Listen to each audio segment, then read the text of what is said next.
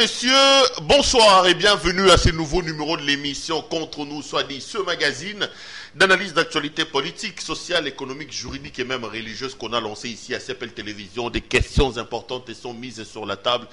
Des invités avec moi sur le plateau pour tenter d'en parler. C'est une affaire assez rocambolesque et qui fait froid au dos que je vous apporte aujourd'hui. Une affaire qui fait qu'un homme aujourd'hui vive loin de sa famille, loin de sa femme, loin de ses enfants, mais aussi et surtout loin de sa famille spirituelle. Pourquoi? Eh bien seulement parce qu'il a prêché. Lorsque la prédication de Jésus amène des problèmes, on parle de ça. De qui s'agit-il? Qu'est-ce qui s'est passé exactement pour que l'homme de Dieu aujourd'hui vive loin des gens qui lui sont intimes, les gens qu'il aime et qu'il aime aussi? On parlera de ces questions-là. Vous comprendrez tout ça. Deux invités avec moi sur ce plateau. D'abord, à ma droite, évangéliste John Mwamba. Évangéliste, bonjour. Bonjour, Papa Perron. Merci d'avoir accepté notre invitation et bienvenue à cette émission. Merci à vous de nous avoir aussi donné l'occasion de parler de ce qui se passe et qui nous fait très mal.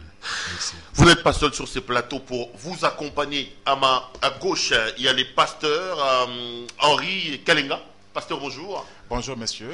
Merci à vous également d'avoir accepté notre invitation. Merci beaucoup, c'est formidable. Laissez-moi vous embêter un peu.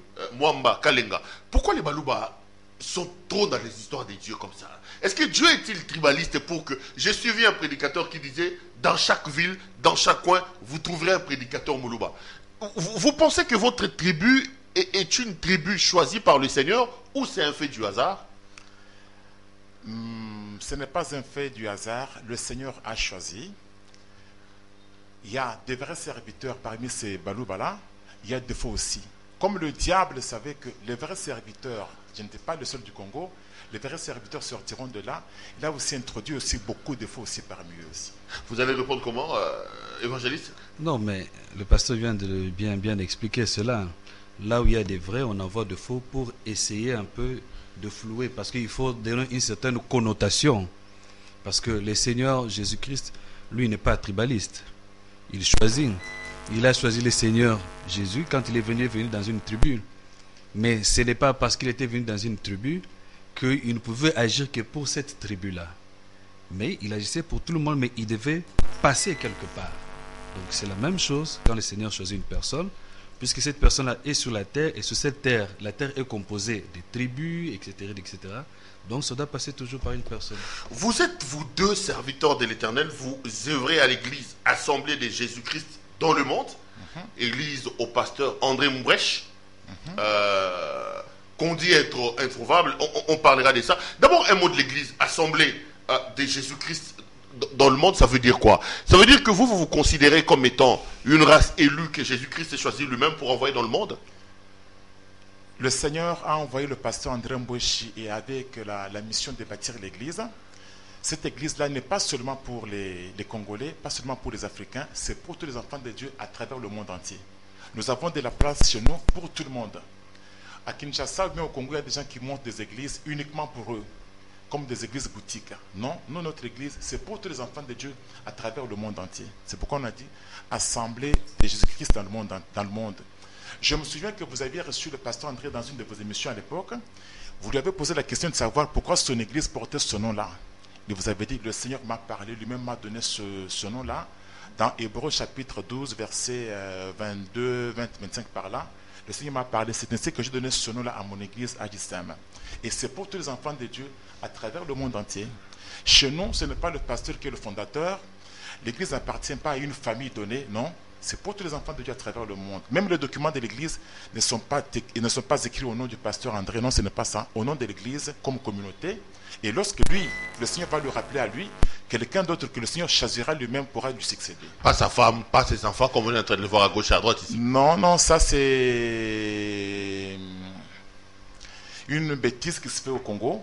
Des églises sont devenues comme des biens de famille. Le papa s'en va. Comme un royaume. Et justement, donc, vous avez juste un voisin à côté, hein, l'apôtre Kalala Pandangila qui est décédé. J'ai vu son fils juste à côté de vous, de votre église. Il a une grosse pancarte avec sa femme. C'est que son papa ne faisait même pas. Il a mis sur arrêt pharmacie à Bandalou. Ben, je ne parle pas de ce qui se passe chez eux. C'est moi qui en parle. Évidemment, c'est vous qui en parlez. Moi, je parle de ce qui se passe chez nous et de ce qui se passera chez nous. Comme nous sommes là, le pasteur André ne sait pas qui va lui succéder lorsqu'il s'en ira. c'est que lorsque le moment va arriver, le Seigneur va pointer celui qui va continuer la mission, comme c'était à l'époque de Moïse, Josué et consorts. Voilà. Évangéliste, je pose la question pour déblayer un peu le terrain.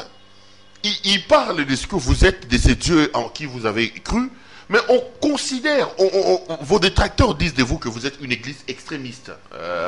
Pas question ce qui a Mabonza et Bélé, même les chansons chrétiennes, quand quelqu'un les produit, le pasteur les distribue.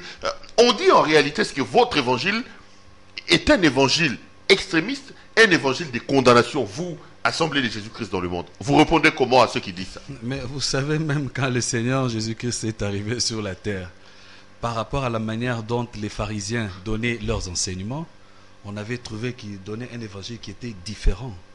N'est-ce pas? Parce que vous avez bien donné cet exemple-là de la musique gratuite. Depuis les temps anciens, David, qui est le premier à introduire la musique là en l'église, il n'avait jamais vendu la musique. Parce que quand on parle de l'œuvre de Dieu, il faut prendre le modèle biblique. N'est-ce pas? Il faut s'inspirer de ce que la Bible a dit et nous suivons ce que la Bible a dit. Mais un musicien, pour sortir son opus, il doit aller quand même au studio. Hein. Ça, c'est des frais qu'on engage. Hein. Voilà. Il doit produire les CV, il doit produire les DVD. Ça. Mais vous parlez des notions, n'est-ce pas? Dans ce que vous dites là, il y a la notion de dépense. N'est-ce pas? Du temps de David. À cette époque-là, il y avait ce qu'on appelait des papyrus. Les papyrus, c'était des documents qu'on obtenait au niveau de l'Égypte.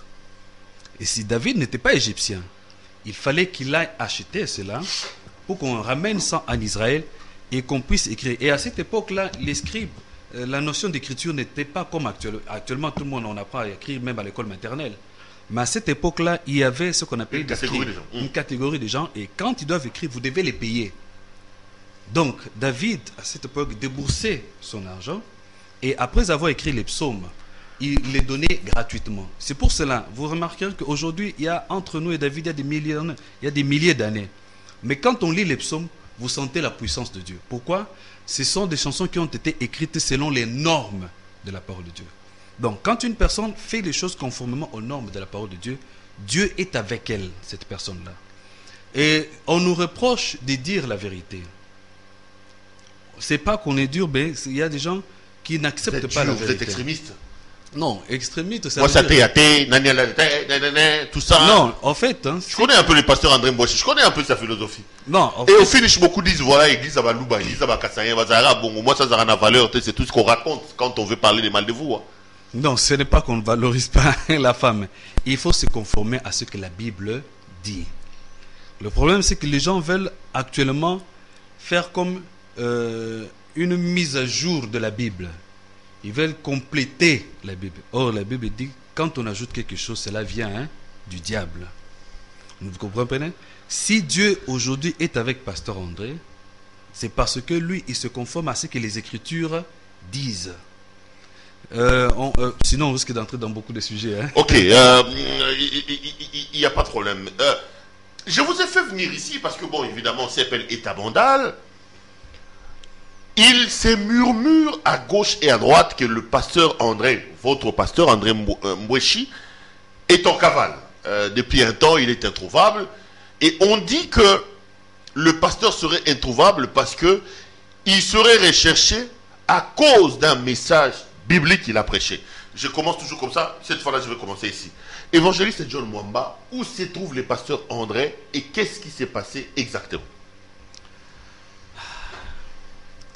En fait, c'est vraiment l'objet de notre passage ici.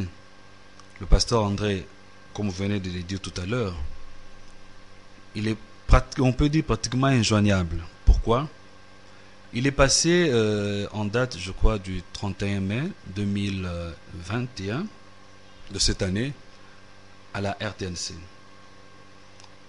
Quand il y avait cette affaire d'éruption volcanique qui était encore à chaud, la RTNC l'avait invité pour qu'il puisse, le connaissant bien sûr en tant que serviteur de Dieu, l'avait invité pour qu'il puisse faire une prière pour cette ville de Goma. À son arrivée, il a expliqué, selon que le Seigneur lui avait bien sûr expliqué, l'origine de cette catastrophe. il a bien expliqué. Il a expliqué comment la ville avait été bâtie. Il a expliqué comment, avant qu'on arrive en 1997, il y avait des éruptions, mais qui n'avaient pas vraiment d'effet néfaste, comme on en a vu. Il a expliqué tout cela. Et il a expliqué que quand on est arrivé en 1997, les guerres qui ont été à la base de la colère de Dieu. Après cela, il a fait comprendre que si les gens veulent que ces éruptions volcaniques cessent, n'est-ce pas, il faudrait que les gens dénoncent. Parce qu'avec l'avènement de la guerre, il y a eu des gens qui ont été des promoteurs de cette guerre-là. Puisque la guerre de Goma, aujourd'hui, fait plus de 20 ans. 20 ans. Mais vous avez plusieurs organismes qui sont là-bas, soi-disant pour essayer de résoudre les problèmes, mais plus de 20 ans. Pourquoi? Parce qu'il y a des tireurs de ficelles qui font que ces actes-là de meurtre continuent jusqu'à ce jour. Et il a demandé à la population gomatracienne qui connaissent ces gens-là de les dénoncer. N'est-ce pas? Parce qu'il y a aussi eu des ventes des armes illicites à cet endroit-là. Il y a beaucoup. Parce que le centre de la guerre de l'Est, c'est la ville de Goma. Tout commence par là. Et après avoir fait cette déclaration ce jour-là, les jours qui ont suivi, le pasteur André avait été empoisonné. Un poison qui a fait que cliniquement, il était mort. À 2 reprises. Nous disons parce que nous étions là, nous l'avions vu. Il était vraiment parti. Mais le Dieu qu'il sert avec vérité, le Dieu qui sert avec fidélité, l'a secouru. Et après cette tentative-là d'empoisonnement, ses détracteurs, les ennemis de la lumière, ayant appris qu'il est toujours en vie, ont tout fait pour vouloir récidiver, pour vouloir l'atteindre même physiquement encore. Puisque déjà le poison, c'est déjà physiquement encore. Et cela fait qu'il puisse aller se réfugier ailleurs. Alors nous parlons du pasteur Enoch Okavan. Le pasteur est donc réfugié quelque part. Mais réfugié quelque part. Pasteur, est-ce que ce que dit l'évangéliste est-il vrai? Est-ce que vous sentez que votre pasteur est en danger à l'heure où nous parlons à cause de ce message qu'il a prêché sur l'éruption volcanique? À la RTNC, bien sûr. Oui, mais nous avions d'abord au départ négligé un peu, ou bien banalisé un peu, minimiser l'empoisonnement. Mais quand il s'est rendu là où il est, des gens l'ont suivi jusque là-bas. Pareil que ce sont des gens en uniforme ou des gens de renseignement qui l'ont suivi jusque là-bas. Alors c'est ça qui nous inquiète. On pensait que c'était un fait banal, tout simplement, comme on peut empoisonner tout le monde. Mais quand on apprend qu'on le suit jusque là où il est, ça nous inquiète beaucoup. Nous ne savons pas qui c'est. C'est pourquoi nous sommes ici pour dénoncer cela. Nous aurions aimé qu'on nous dise qui fait ces choses là-bas, qui le suit jusque là-bas. Est-ce que vous n'êtes pas paranoïaque par hasard? Est-ce que ce n'est pas l'effet de la paranoïa? Est-ce que, bon, non, le pasteur n'est pas un politicien, le pasteur... Qu'est-ce qui vous rassure autant qu'il y a des gens qui sont derrière les pasteurs et qui en veulent à sa vie? Ce n'est pas la paranoïa, non, ce n'est pas ça. L'effectivité de l'empoisonnement est là. D'abord, nous vous apprenons que c'était un poison puissant et une forte dose qui a fait que l'homme de Dieu meurt, comme on dit cliniquement là. Et pour nous, nous pensions que ça allait s'arrêter là-bas. Qu'il allait se reposer à l'intérieur pour se rétablir, se reconstituer. Et on apprend, il n'est pas seul là où il est avec des frères qui ont voyagé avec lui. Il y a des gens qui viennent dans ces villes ou dans ces villages-là pour suivre chacun de ses pas. On demande, on s'informe où est-ce qu'il est, qu'est-ce qu'il est devenu, où est-ce qu'il est. Et ces gens-là, comme j'ai dit, certains sont en uniforme et d'autres sembleraient que ce sont des gens de renseignement. Donc ce n'est pas de la paranoïa, c'est un harcèlement qui est effectif. On va d'abord suivre ce message qui, aujourd'hui, vous l'avez dit, crée des problèmes à l'homme de Dieu. C'était son passage à la RTNC, vous l'avez dit. C'était au lendemain de l'éruption volcanique de Goma. Oui. On lui posait des questions sur ce qui se passe exactement, qu'en est-il, pourquoi ça arrive. Les amis, tendez l'oreille. Je vous donne ces 10 ou 15 minutes de l'extrait de ce passage du pasteur André Mbouechi à la RTNC. Et on reviendra juste après avec nos frères ici sur le plateau pour tenter de poursuivre et de décortiquer cette émission. Si Merveille qui est à la régie est prêt avec moi et d'accord avec moi, suivez d'abord cet extrait de l'émission qui a valu au pasteur aujourd'hui d'être dans la situation où elle est. Pasteur, à propos de cette situation assez catastrophique et tragique de l'Est, quels sont les mots qui vous viennent de prime d'abord? Bon, d'abord la compassion. On est choqué vraiment par ce qui se passe quand on voit ces mamans qui dorment à même des sols, les enfants qui crient, des cris de détresse, ça fait mal et des larmes coulent aux yeux. Donc, quelque part en nous, il y a une partie de nous-mêmes qui ne fonctionne pas. Alors, il faut voir un peu, dans tout cela, nous devons revoir un peu l'historique de cette ville, de Goma. Pourquoi on en est arrivé à cela? Dans la Bible, la première calamité, c'était le déluge. Le déluge est arrivé sur la terre suite à la colère de Dieu sur les habitants de la terre. Et quand nous regardons dans la Bible, chaque fois il y a des calamités, c'était toujours des cris qui montaient au ciel contre les habitants de certaines cités, par exemple Sodome et Gomorrhe. Dieu était descendu pour voir ce qui s'est passé là-bas, et après il a consumé ces deux villes. Et quand on voit aussi les tremblements de terre, quand est-ce que Dieu a fait trembler la terre? Jésus, quand il est mort sur la croix, il y a eu tremblement de terre, parce que Dieu était en colère. La terre a bougé. Et quand Jésus devait ressusciter, l'ange était descendu, la terre encore tremblait. Et nous voyons Paul qui est en prison avec Silas. En pleine nuit, ils sont en train de prier, chanter les louanges de Dieu. Et la terre avait encore tremblé. Donc, le tremblement de terre, c'est l'apanage même de Dieu. Donc, c'est le Seigneur lui-même qui en est maître. Parce que c'est lui qui a fondé la terre. Personne n'a le droit de faire trembler. Personne. C'est pourquoi nous sommes impuissants. Les scientifiques parlent de la nature qui est en train de prendre son cours normal. Bon, la nature dont on parle, la mère nature dont on parle, là, où est son adresse? Elle habite où? Elle n'a pas d'adresse, c'est tout simplement l'incrédulité, le refus de reconnaître que la terre appartient à Dieu. Les manuels de l'histoire sont là pour prouver que chaque fois que le Seigneur s'était mis en colère, c'est lui qui faisait trembler la terre. Il faut savoir pourquoi est-ce que Dieu est en colère contre la ville de Goma. Justement, c'est ça la question. Parce que la ville de Goma a été bâtie, je crois, dans les années 1912. C'était avec c'était le temps colonial. Et là, quand le Seigneur m'a parlé, il m'a parlé. Parce que moi, j'ai prié pour la ville. J'ai demandé au Seigneur, qu'est-ce qui se passe? Alors, pendant que j'ai prié, il m'a dit, vois l'historique de cette ville-là. Alors, j'ai vu l'historique et j'ai regardé dans les manuels de l'histoire, j'ai vu que c'était en 1912 que la ville avait été bâtie par des colons, parce qu'il y avait là-bas une société qu'on appelait Otraco, Office de transport des coloniaux. Et les travailleurs qui venaient pour travailler au port, on bâtissait et construisait le port, habitaient dans cette ville. Il y avait un camp de travailleurs. Il y en avait qui venaient pour 2 ou 3 ans, ils séjournaient pour travailler au port. Mais au fil du temps, tous ces gens ont commencé à faire venir leur famille, à se marier, à se multiplier. C'est comme ça que la ville de Goma est née.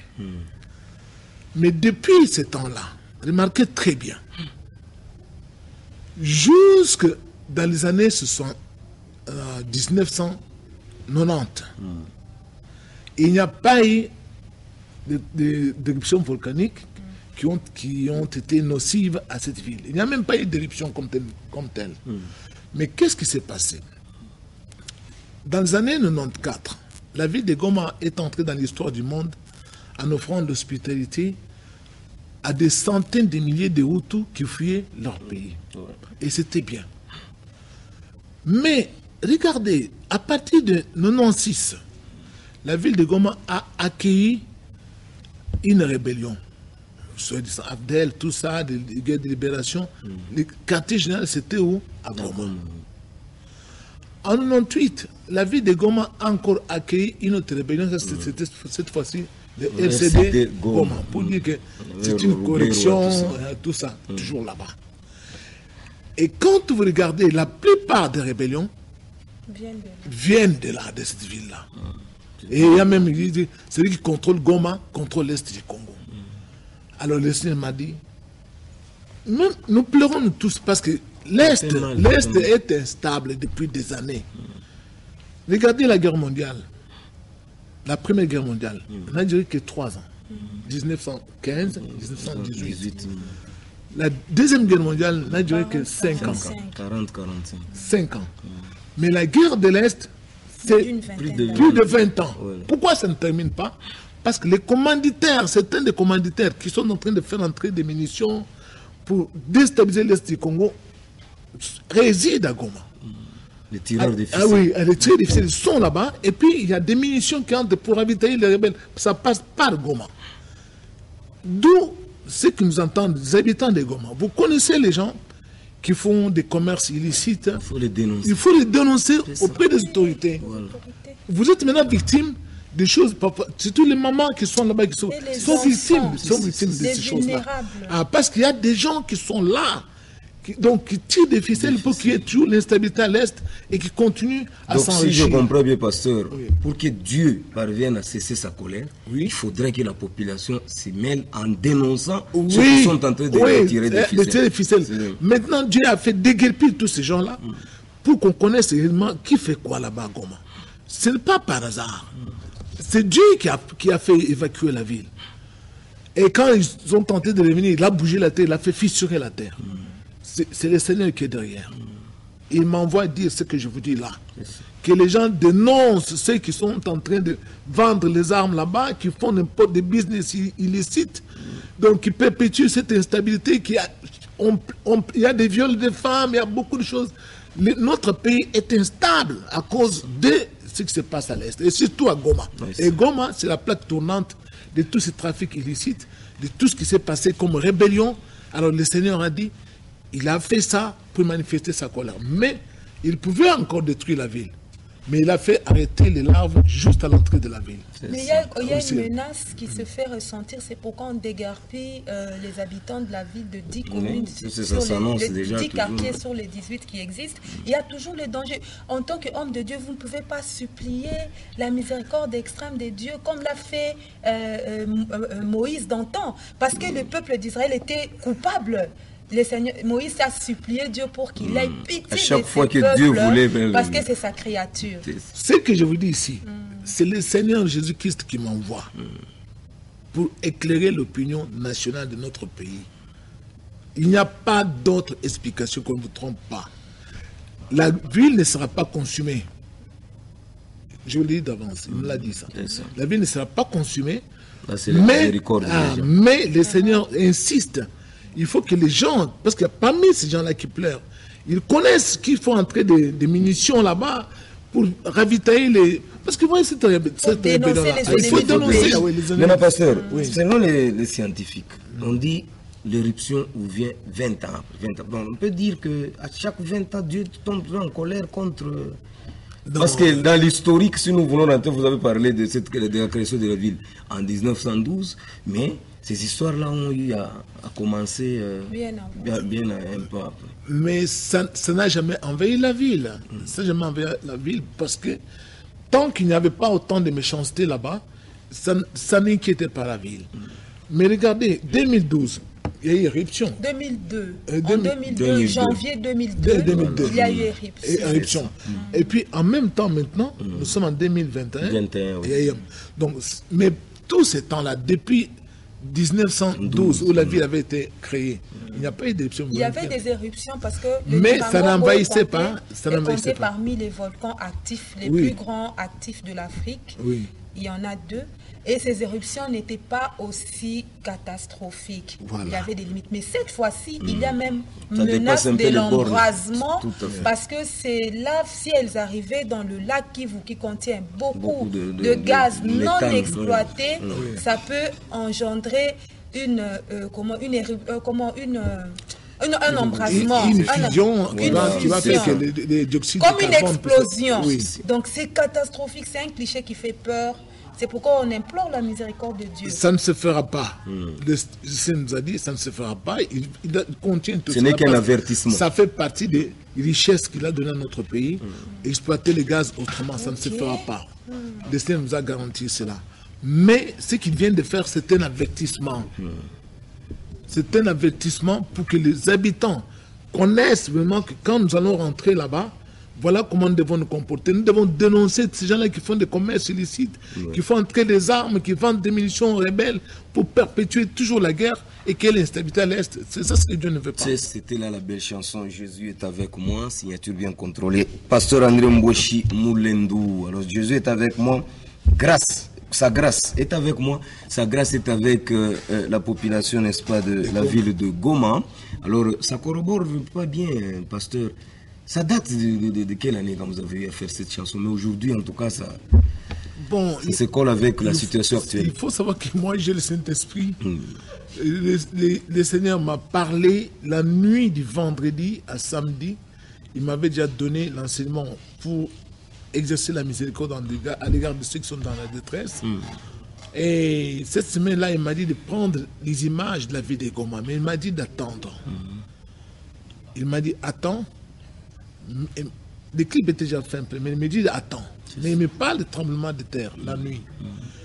Et je vois la terre qui bougeait, les gens qui couraient par-ci, par-là, et il y avait des morts. Il me dit je vais faire quelque chose. Alors, tu vas dire aux gens que c'est moi qui suis derrière tout cela. Et le matin, à 4h, j'ai annoncé ça aux serviteurs qui étaient en prière. Et vers 9h, la journée de ce samedi-là, j'apprends maintenant. Il y a éruption, et puis les gens sont en train de fuir à l'est, et ainsi de suite. Alors quand je suis resté, le samedi, tu prends ces images-là, tu incorpores dans les clips. C'est comme ça que... Ok, comme je disais, la deuxième partie avec vous, c'est pour implorer, n'est-ce pas, la miséricorde divine. Oui. Et aussi comment vous allez un peu sensibiliser les gens, parce qu'il y a des canaux qu'on a eu à créer. À l'endroit des habitants de Goma. Nous prions, mais la Bible aussi nous dit, c'est bien lorsque vous allez chez un malade, vous lui dites bonne guérison. C'est mieux de lui donner aussi de quoi manger, se vêtir et puis prendre du remède. De la même façon, vous allez exhorter d'abord nos téléspectateurs à être sensibles à nos compatriotes des Goma qui souffrent de cette catastrophe naturelle et qui est une colère de Dieu. En même temps aussi, vous allez faire une prière à leur endroit. D'accord. Ici, nous nous adressons à l'ensemble de la population congolaise, à savoir que nous ne devons pas compter d'abord sur les étrangers, nous devons compter d'abord sur nous-mêmes, sur notre capacité de nous mobiliser pour venir en aide à nos frères, à nos sœurs, à nos amis. C'est une partie de nous-mêmes, de notre corps. Alors, il ne faut pas demeurer insensible au douleurs des autres. Nous devons donner même jusqu'à 10 000 francs par des canaux qui nous sont proposés pour recueillir l'argent, pour soutenir, venir en aide aussi à cette population et permettre aussi à notre gouvernement de pouvoir poser des actes dignes. Parce que tout réside sur l'argent. Et nous devons faire cela avec cœur, avec amour. Nous voyons certaines populations des pays nantis, on peut kidnapper un seul citoyen, c'est toute une population qui est en mémoire à cause d'un seul individu. Mais nous avons des millions de gens là-bas. Alors nous devons faire preuve que nous sommes une nation forte. Et notre capacité de nous relever réside dans la solidarité, dans l'entraide.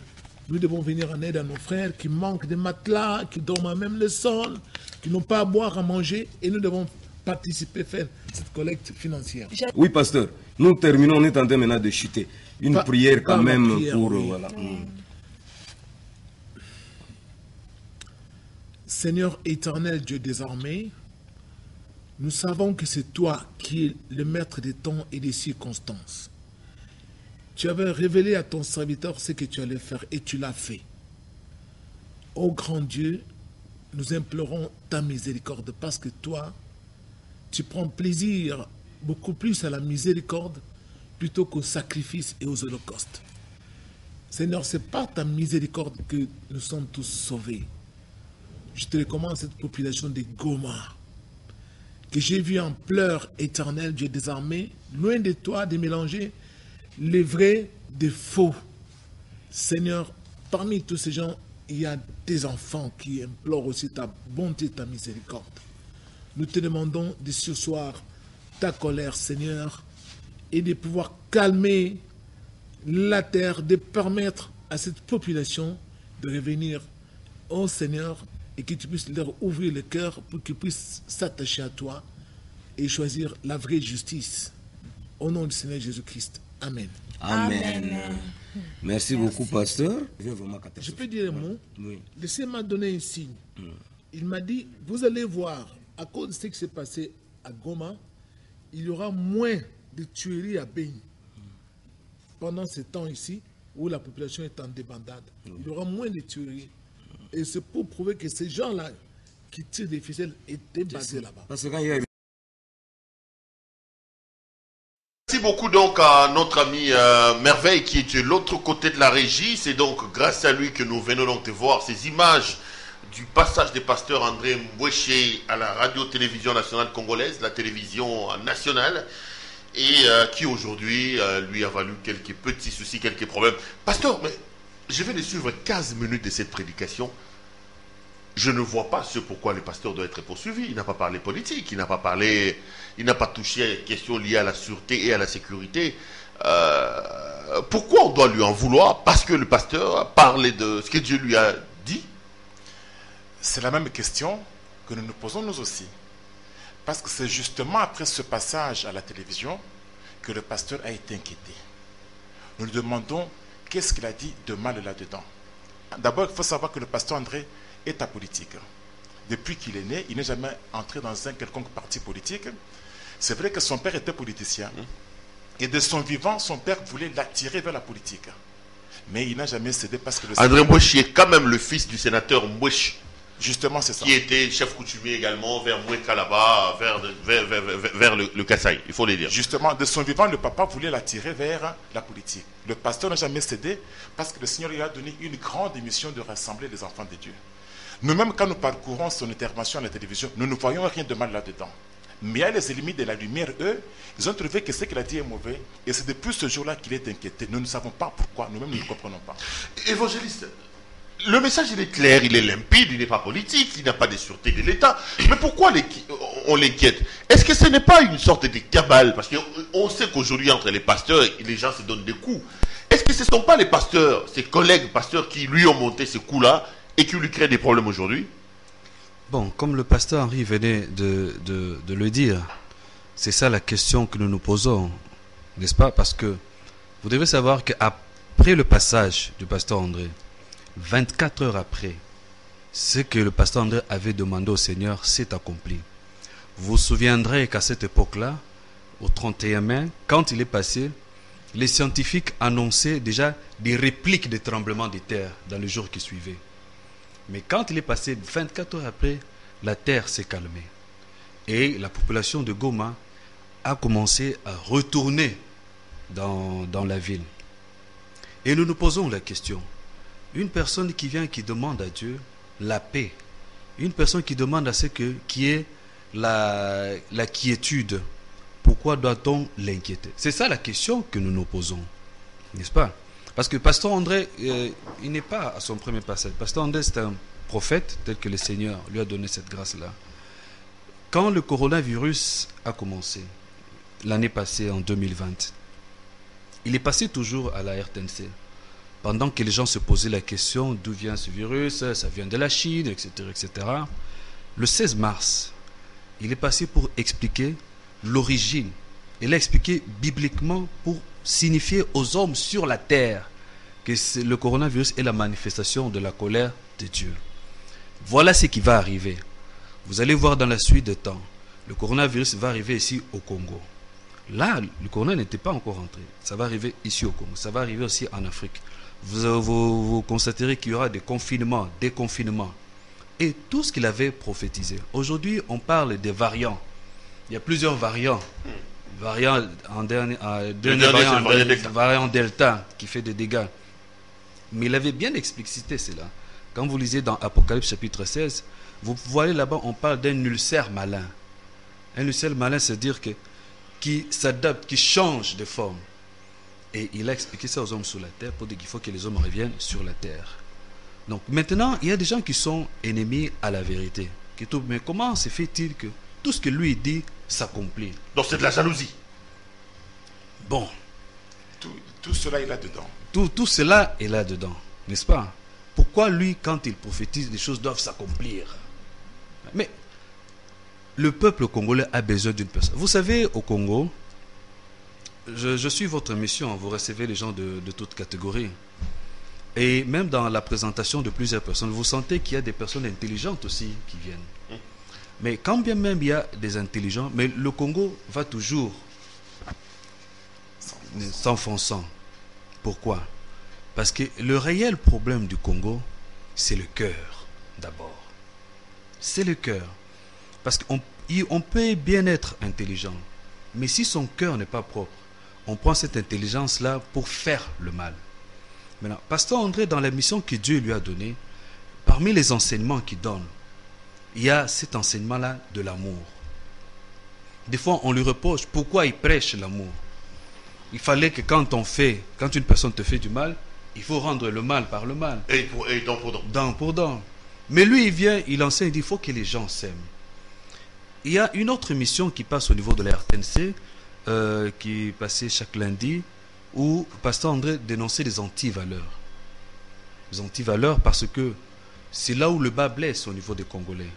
Il parle de plusieurs anti-valeurs et en lui, il faut savoir que le Seigneur a mis en lui la capacité aussi de moralisateur pour amener les gens à marcher sur le droit chemin.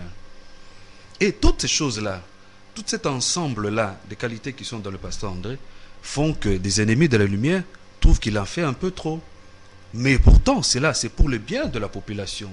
Si aujourd'hui les Congolais arrivent à s'aimer, quel est le mal qu'il y a en cela? N'est-ce pas que le pays irait de l'avant? Comme j'ai dit, il y a beaucoup de gens qui sont intelligents. Mais puisque le cœur pose un problème, n'est-ce pas? Et cela fait que le pays puisse s'enfoncer.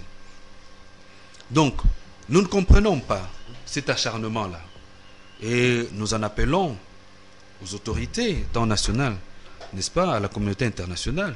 Parce que l'État a le droit de garantir la sécurité de ses concitoyens. Quand une personne comme ça vient donner son apport au développement, puisque le développement, il y a aussi ce développement mental qui est aussi très important, n'est-ce pas, qui passe par la notion de la justice. Et Pasteur André donne ce genre d'enseignement pour amener les gens à marcher dans la droiture.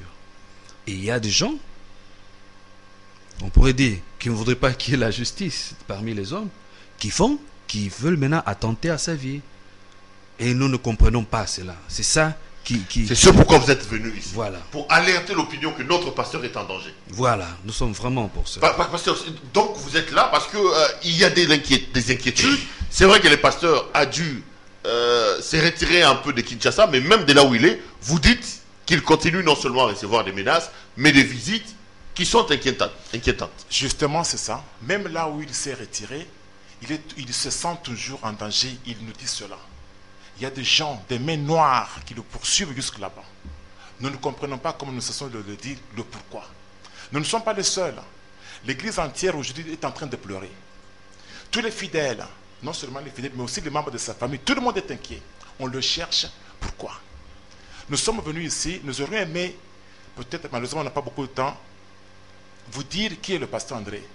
C'est un grand intercesseur de ce pays-ci. Le Seigneur lui dit beaucoup de choses concernant le pays. Et d'ailleurs, non seulement le pays, même le monde entier. Il y a des prophéties que le Seigneur lui a données sur les États-Unis et sur beaucoup de pays comme il est là-bas. C'est un grand intercesseur pour ce pays-ci. Il mérite d'être en vie. Aujourd'hui, l'Église le réclame. S'il est vivant sur la terre, c'est pour l'Église. Là où il souffre. Je ne parle pas de la maladie physique organique. Dans son cœur, il souffre parce que le Seigneur lui donne la parole qu'il n'arrive pas à transmettre à l'Église. Ce n'est pas bien pour nous, tout le monde en souffre. Il faut qu'on le laisse libre, qu'il revienne, que sa sécurité soit garantie, qu'il revienne pour continuer à prêcher la parole de Dieu.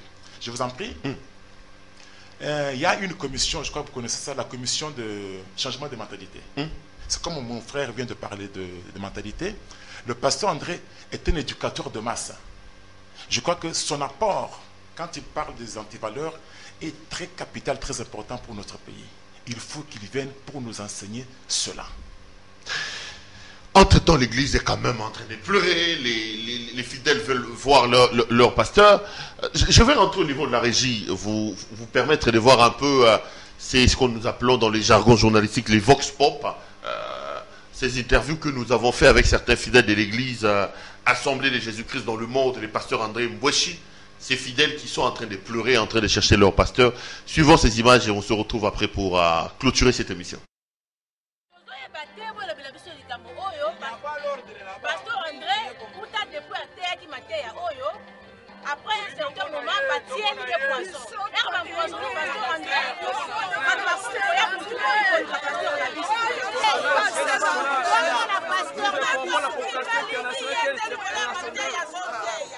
Pasteur, on a vu ça au monde en terre parce qu'il a été évangile à Jésus-Christ. Ceux qui sont autobi qui sont pour Nanzela naï. Mais baza qu'on menaçait jusqu'à ce que Batia Moutou n'ait menacé. À saler le comme côté. Jusqu'à maintenant, dans le monde a passé, on a vu sauter. Nous sommes inquiets de voir la disparition de notre pasteur, le pasteur André Mbweshi. Ce n'est pas qu'il est enlevé, mais il vit à l'insécurité, lui et sa famille, à cause de la parole, la vraie parole qui nous enseigne, qui nous pousse à abandonner le mal, à suivre Jésus-Christ. Les loups ravisseurs, les gens qui enseignent les ennemis de la parole, qui enseignent les gens d'obtenir la délivrance à travers de l'eau, à travers des photos de pasteurs, de donner l'argent pour obtenir la délivrance, sont remplis de colère. Ils cherchent comment tuer notre pasteur. Ils envoient des gens à la maison suivre notre pasteur. Raison pour laquelle nous informons la communauté internationale, nous informons le monde entier, le peuple de Dieu, que Canada, Amérique, Océanie, Asie, l'Afrique, au Congo, que notre pasteur est en disparition. Oh, tu tout kema. Bantu kimba somunya basomi ijima. Tu baso kumona André Mbweshi. Uji mutu manika. Tu ni moyo wa jiji anzambi jiji pasteur André. Muya kwehi. Tuko baaminifu ya kanisa IGCM. Tuko na huzuni sana juu ya pastor wetu André Mbweshi. Atuwe kwenye iko mpaka hapa sasa. Watu wenye kuwa na roho mbaya wanatafuta kumuua. Wanamweka sumu hapa sasa. Atuwe pastor wetu uko wapi? Si benye tuko baaminifu ya kanisa ya IGCM kuchangana na watu wote, tunaambia dunia mzima. Wale wote bapastor wote wa bongo wenye banachangana juu kuua pastor wetu André Mbweshi. Tunalalamikia dunia mzima mtuangalie mambo hii. Tunalia kwa autorite wa nchi, kwa watu wote katika dunia. Tunataka pastor wetu arudie katika kanisa yake na katika shibote fasi moja. Tunataka kuanza montagne de prière. Pastor wetu haiko na shie pamoja. Des retours sur ce plateau. Merci à toi, donc, Merveille, qui est de l'autre côté de la régie. Pasteur, ça fait mal. Hein? J'ai entendu cette maman en train de pleurer en Tchoulouba. J'entends des jeunes, des papas en train de se lamenter, de se lamenter et de chercher leur pasteur. C'est quand même assez frappant, c'est quand même assez choquant. Oui, c'est très touchant. Très, très touchant. Parce que le pasteur André est parmi nous comme notre papa. Il encadre des femmes veuves. Il encadre des orphelins. Il y a des gens qui sont orphelins de père et de mère qui sont entre ses mains. Leur vie est liée intimement à celle du pasteur André. Ils tous espèrent en Dieu par le biais du pasteur André. Dieu nous l'a envoyé pour nous. Mais le voir aujourd'hui, ne plus être parmi nous, nous tous nous sommes choqués, ne plus être parmi nous, on ne sait plus comment faire. Nous sommes pratiquement comme des orphelins, nous tous. Nous voulons qu'il revienne. C'est très touchant, des gens pleurent à l'église. Tous les jours, nous sommes avec des mamans, nous n'arrivons même plus à les consoler. Ces enfants biologiques, on ne sait même plus comment les consoler. Pourquoi? Parce qu'il est en danger et sans raison pour cela. Notre souci, qu'il revienne, que sa sécurité soit garantie pour qu'il travaille parmi nous. Et évangéliste, dans le message que le pasteur André donne, il dit que Dieu est en colère contre... il était en colère, c'est d'ailleurs pour ça qu'il y a l'éruption. Est-ce que ça, c'est pas une hérésie, par exemple? Dieu est encore capable de faire trembler la terre, de faire sortir une éruption à cause de sa colère. Est-ce qu'après l'arrivée de Jésus, nous n'avons pas inauguré une période de grâce où le Seigneur fait plus parler sa miséricorde que sa colère? Vous savez, c'est là où il y a beaucoup de gens qui... Là où il y a beaucoup de confusion. Parce que les gens interprètent mal le temps de la grâce. N'est-ce pas? Quand vous lisez dans Tite chapitre 2, là-bas il est écrit « La grâce de Dieu, source de salut pour les hommes, a été manifestée et nous enseigne à renoncer à l'impiété et à l'injustice. » Donc le but de la grâce de Dieu, c'est la capacité que le Seigneur Jésus a donnée aux hommes de vaincre le péché. Ça ne veut pas dire que c'est l'autorisation maintenant acquise pour ne commettre n'importe quoi et le Seigneur va commencer à fermer les yeux. Quand le pasteur André a expliqué même le coronavirus, ça se trouve dans le livre d'Apocalypse qui est le Nouveau Testament. Là-bas, on parle de 7 coupes de la colère de Dieu. Et cette colère de Dieu dont on parle là, elle devait se manifester à la fin de temps. Vous comprenez? Donc, quand les gens ne veulent pas obéir au commandement de Dieu, le Seigneur a sa manière de manifester sa colère.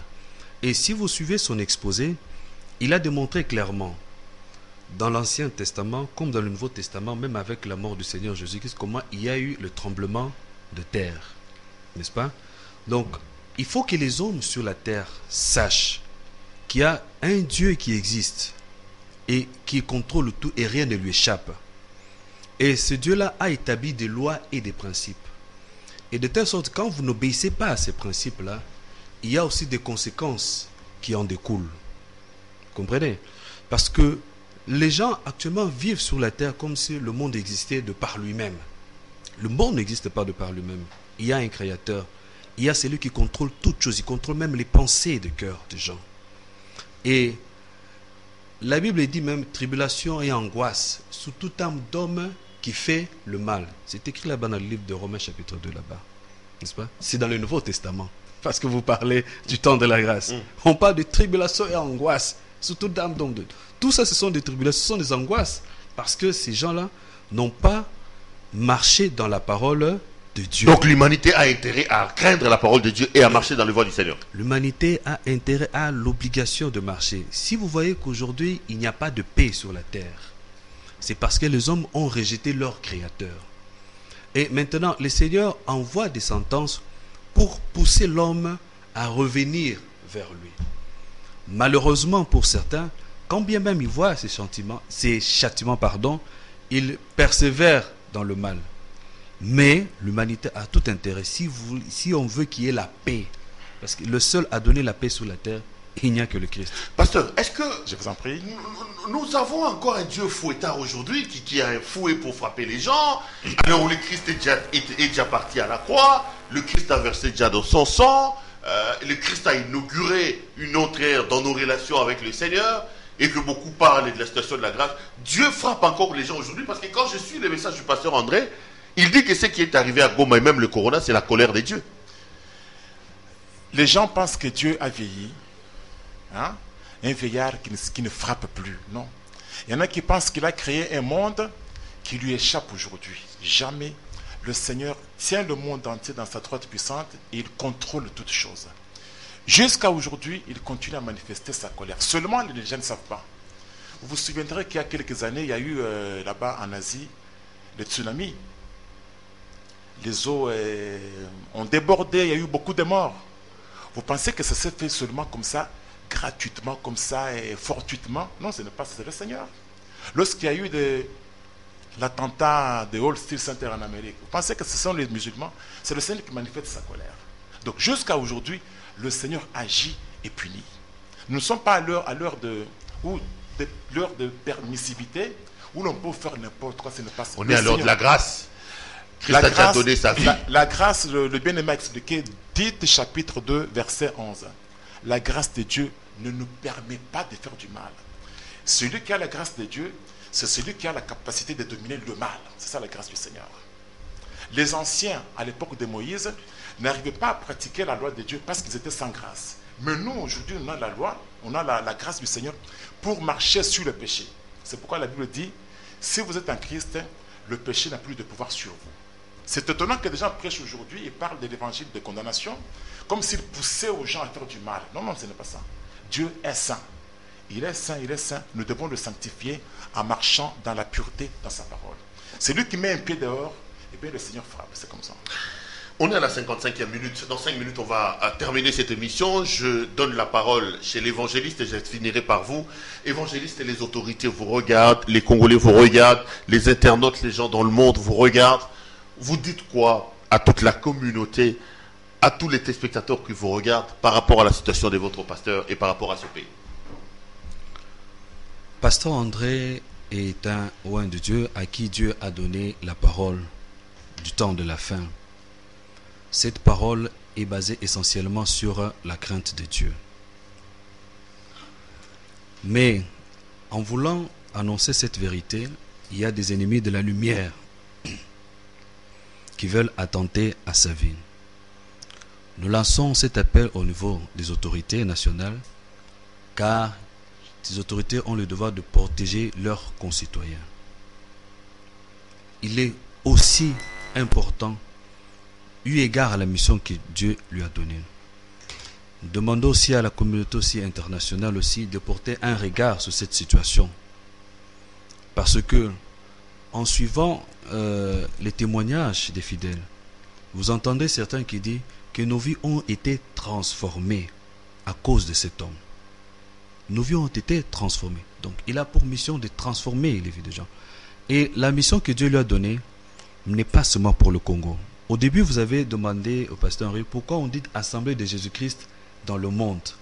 On n'a pas dit Assemblée de Jésus-Christ au Congo. C'est-à-dire que l'évangile que Dieu lui a donné, c'est pour le peuple du monde. À telle enseigne qu'aujourd'hui, toute personne qui nous suit, où qu'elle soit sur la terre, où qu'elle soit dans n'importe quel continent, si elle écoute cette parole, elle la met en pratique, Dieu se manifeste en elle. Alors, ça nécessite que nous puissions soutenir une telle personne parce que cela est dans notre avantage. Pasteur, je finis avec vous. Quel sera le message? Merci. On termine totalement cette émission. Merci beaucoup. Le pasteur André Mbweshi est une bénédiction pour le Congo. Le pasteur André Mbweshi est une bénédiction pour l'humanité. Il faut qu'il soit libre et qu'il soit en vie. L'Afrique et le monde d'ailleurs a pris du retard, parfois parce qu'on a tué certains envoyés de Dieu, certains avant-gardistes que Dieu avait envoyés. Le pasteur André Mbweshi, c'est un grand prophète, il va loin. Il est précieux, précieux, précieux pour notre pays. Que les autorités nationales et l'opinion internationale le soutiennent dans son combat pour lui faciliter le retour à son poste de travail, qu'il vienne répandre l'évangile que le Seigneur a mis en lui. Je répète, c'est une bénédiction même pour ceux qui en veulent à sa vie. Ils veulent lui faire du mal parce qu'ils ne le connaissent pas. C'est un homme de paix, un homme pacifique, un homme rassembleur comme il est là. Il est une bénédiction pour nous tous, même pour vous aussi. Merci beaucoup, Pasteur André. S'il va suivre cette émission, courage, on est des cœurs avec vous là où vous êtes et que le Seigneur vous protège. Revenez-nous vite par la grâce de Dieu parce que l'Église a énormément besoin de vous. Allez, évangéliste, merci d'être venu nous voir. Merci à vous de nous avoir donné merci l'occasion. également à vous. Merci beaucoup, que Dieu vous bénisse. Amen. Madame, messieurs, cette émission est terminée. Merci à vous de l'avoir suivi. Merci à l'équipe technique qui a fait un travail remarquable pour me permettre d'entrer en contact avec vous. Je vous retrouve demain pour un autre numéro. Portez-vous bien et restez branchés sur nos programmes. Bonsoir chez vous.